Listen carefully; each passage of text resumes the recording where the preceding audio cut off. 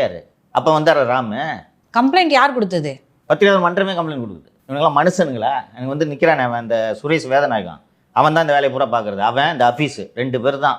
அப்போ இந்த மீசையை பிடிச்சி தர இழுத்துட்டு வந்துருக்கணும். டேய் பத்திரிகையாளர் மன்றத்திலே வந்து கம்ப்ளைண்ட் கொடுத்துருக்காங்க, இப்போ கேள்றா இது அப்படின்னு போய் இங்கே அந்த போலீஸ்கிட்ட சொல்லி கோபால் ஏதாவது விசாரணைக்குன்னு கூப்பிட்டு ஆக்சிடென்டல் ஃபயர்னு கேள்விப்பட்டிருக்கீங்களா? அது மாதிரி ஆக்சிடென்டல் ஃபயர்னு மீசையை கொளுத்தி விட்டுருணும் சார். பண்ணுங்க. இதான் யோசிக்கக்கூடாது. 5 வருஷமா பேசுனீங்களா நீங்கள்? இதைத்தான் நான் கேட்குறேன். இப்போ பேசுங்க. காவே காட்சியில் நடக்கிற எல்லா அநியாயத்தையும் பேசுங்க, தட்டி கேளுங்க.